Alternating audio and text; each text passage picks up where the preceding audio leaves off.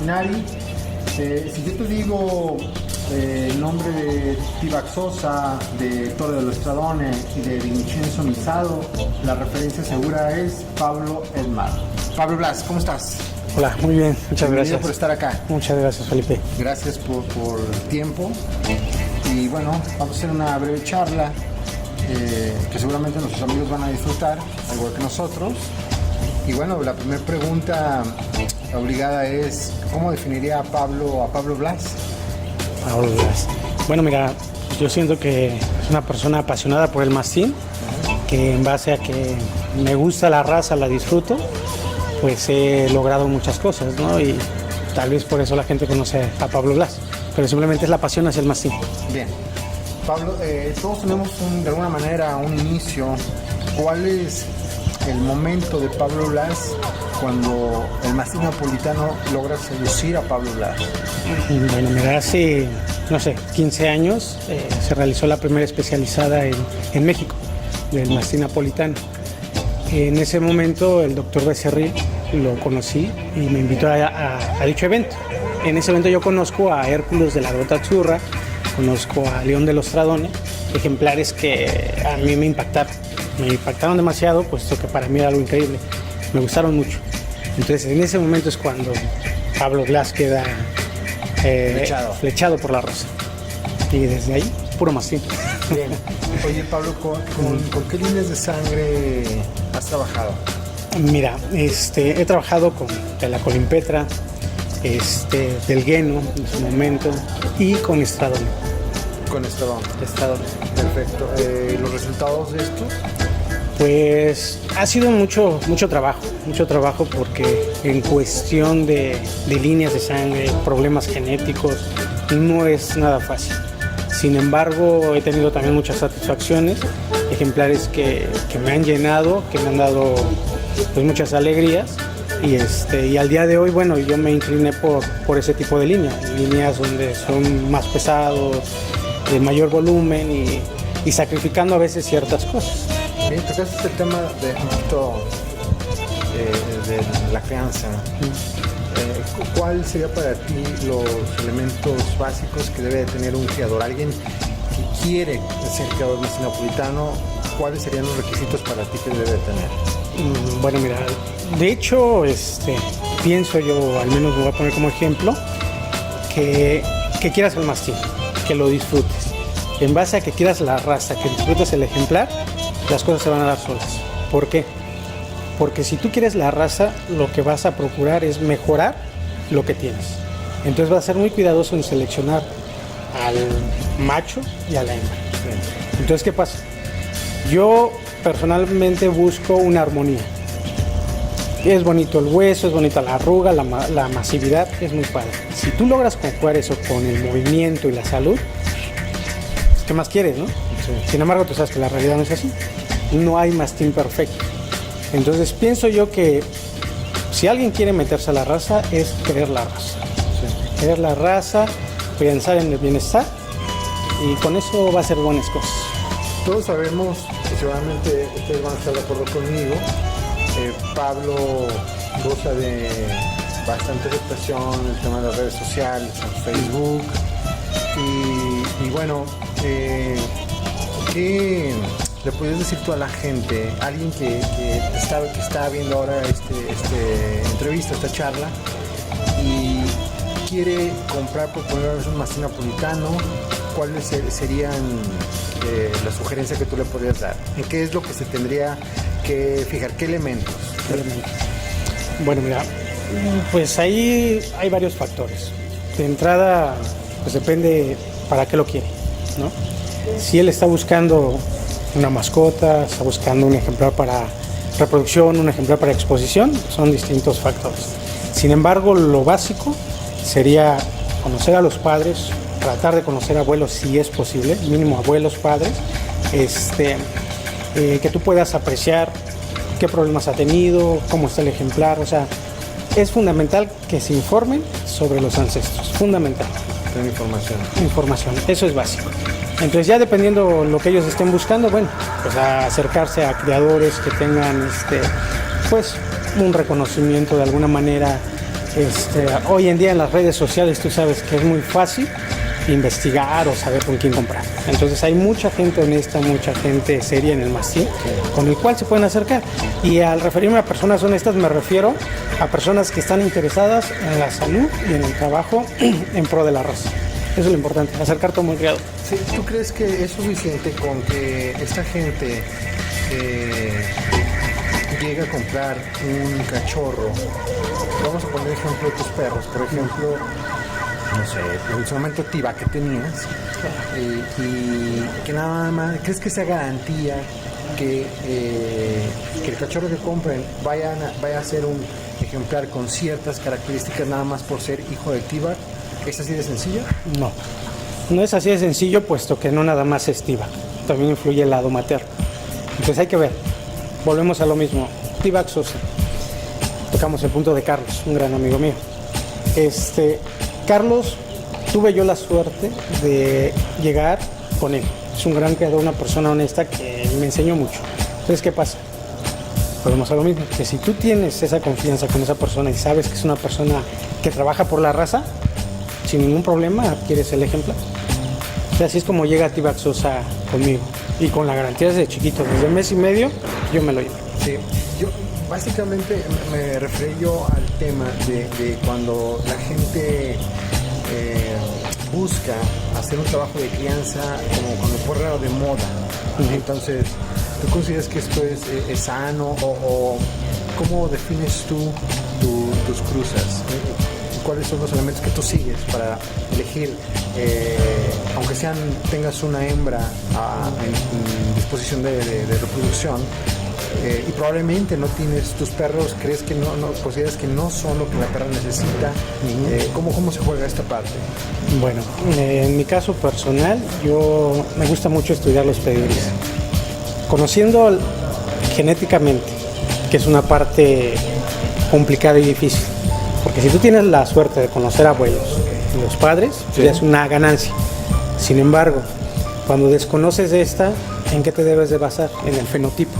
Exactamente en el fenotipo. Yo ya no busco si el abuelo, si el tatarabuelo, nada. Lo único que yo tengo real es el ejemplar. Y en base a mi ejemplar voy a tratar de suplir las deficiencias que tenga, compensándolas con una hembra que a lo mejor a través del trabajo que has realizado, ya sabes, no sé, si te fija estructura, te fija hueso. Entonces es una conjugación de ciertos elementos que adquieres con la práctica, ¿no? O sea, si tú te vas con el ejemplar de moda, no nada más el hecho de que sea el cachorro hijo del campeón, te garantiza que va a ser un gran ejemplar o que va a ser el cachorrazo. Eso no es cierto. ¿Por qué? Porque es una aventura o es una ilusión pretender que nosotros controlamos la genética. Exacto. Sí, totalmente de acuerdo. Tu participación en los eventos de mundo gráfico en México ha sido importante. Platícanos un poco acerca de eso.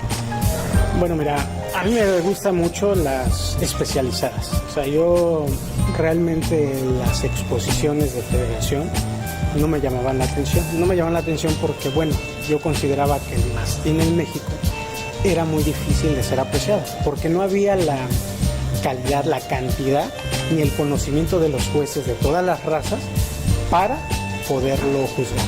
Entonces de repente tú llegas con un buen ejemplar y había un juez que a lo mejor era la primera vez que estaba viendo un mastín napolitano en pista. Entonces de repente eso era complicado. Era complicado porque tú te pones a competir en el grupo 2, que es el grupo más difícil que hay. Prácticamente el que sale de grupo 2, en lo que yo he visto, es el que sale campeón. Entonces imagínate de los grupos. Entonces el mastín sí de repente tiene ese recelo por parte de los jueces y por culpa de los criadores, de la gente apasionada de que no los muestra, que nos lleva a eso, ¿no? A tratar de no mostrarlos en federación. Eso era antes. Ahora sí que hoy en día la ventaja que se ha dado es que como ha crecido la información, se dan este tipo de eventos, la difusión ha sido muy grande. O sea, este es un evento que todo el mundo lo sigue y lo está esperando. Ya una especializada, donde llegan jueces que son especialistas en la raza, pues bueno, o sea, ¿qué más quieres, no? Te van a juzgar de mejor manera. Entonces, para mí, me gusta más disfrutar las especializadas que los eventos de federación. Sin embargo, de alguna manera es importante también. Sí, es importante porque aprendes otras cosas. Aprendes lo que te comentaba, el equilibrio, aprendes a preocuparte por la salud, por la longevidad de los ejemplares y cambia tu concepto de crianza. Es muy importante mantener el bienestar de los ejemplares. Entonces, yo pienso que es un juego. O sea, debes mantener un equilibrio tanto en cuestión criadora como en cuestión de exposición. Pablo, en todo ese tiempo que tienes activo en el tema de la crianza, ¿has logrado finalizar un trabajo, o mejor dicho, cuando de todas las cosas que has hecho con el hijo de Isado, si has tenido la satisfacción de decir esto era lo que yo estaba buscando, o te has quedado con esa sensación de me faltaba o probablemente no fue la mejor decisión? Claro. No, mira, de hecho te soy honesto, yo sigo buscando. Sigo buscando. ¿Por qué? Porque hay veces que sí está he tenido. Bien personalizado. No, sí, yo lo sé, pero o sea, salen cachorros y busco algo más. O sea, yo te soy honesto. No los he disfrutado. Me han gustado mucho, sin embargo, quiero seguir. Siempre hay algo más que sigues buscando. Yo creo que el día que deje de buscar eso, pues es haber perdido esa pasión. Entonces yo creo que algo tenemos todos, o en mi caso personal siempre estoy buscando algo, estoy con la esperanza de alguna camada, de algún cachorro, no sé, en algún momento va a llegar, pero... Sí. ¿Qué es lo que tú piensas, o mejor dicho, nace una camada y en qué te basas para decidir que esta hembra o este macho se quedan en casa? Okay. Bueno, mira, de hecho me baso mucho en el fenotipo, o sea, ya la cuestión genética, ya la dejo atrás porque ya sé dónde vienen, ya estuve estudiando, ya quedó resuelto, yo ya hice la cruzada, nacen los cachorritos. Al momento que nacen los cachorros, yo desde pequeños los ayudo, se les da, soy la mamá nodriza. Sí. Entonces ya desde ahí empiezas a ver características, la cabeza, el tipo de hocico, la conformación que va teniendo. Desde chiquitos, desde cuando nacen la primera semana, no sé, pero en mi caso yo los veo y por lo menos digo, este machito me gusta y esta hembrita. El proceso desde que nacen a 2 meses simplemente es como para checar bien y como remarcar tu apuesta. Entonces ya ese tipo de ejemplares simplemente estos se quedan y estos se venden. Ahora, ¿qué pasa? Hay 2 temas aquí importantes. Uno, ¿para qué quieres ese ejemplar? ¿Lo quieres continuar para una línea de reproducción? Bueno, ya tienes el concepto de que vas a marcar tu trabajo y ahí lo tienes. ¿Lo quieres para show? También es otra cosa diferente. Y, importante, mucha gente te dice, Pablo, quiero un ejemplar de reproducción, quiero un ejemplar para show. Te soy honesto, a mí me cuesta más trabajo conseguir un ejemplar de show que de reproducción. La reproducción es muy fácil, o sea, son ejemplares que tienen mucho hueso, arruga, o sea, no te están pidiendo perfección, están pidiendo reproducción. Sin embargo, para show, ahí sí tienes que ser un poquito más estricto con el ojo y tratar de seleccionar ejemplares que puedes o crees que van a cumplir con ese requerimiento que te pide la persona. En esos años que tú hablas de estar involucrado en el tema del mastín napolitano, Pablo Blas, ¿el mastín napolitano se sufre o se disfruta? Pues pienso yo que se sufre y también lo disfrutas. Se sufre mucho porque a final de cuentas pues son muchos sacrificios, muchas ilusiones. De repente tú esperas muchas cosas y ¿qué pasa? ¿No? O sea que al final de cuentas son seres humanos. Es un ser vivo que no tiene la vida comprada. Entonces se sufre mucho. En mi caso personal he batallado, he sufrido, he tenido grandes alegrías. Y la muestra clara es que, no sé, estamos hablando de 16 años y aquí sigo, ¿no? O sea, fiel a la raza. Durante varias ocasiones he pensado en separarme, desistir.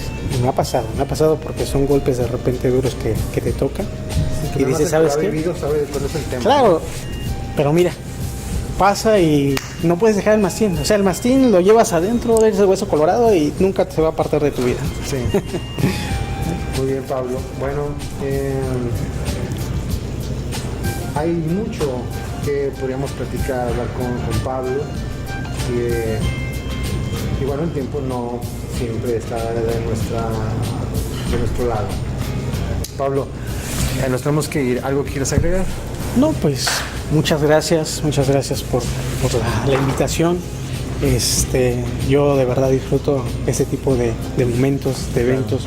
Para mí, como apasionado, es algo grandioso. O sea, el simple hecho de venir, de convivir con amigos, de ver ejemplares, lo espero todo el año. Bien, bueno amigos, él es Pablo Blas, Guisado. Chao. Gracias por su atención y nos vemos en la próxima.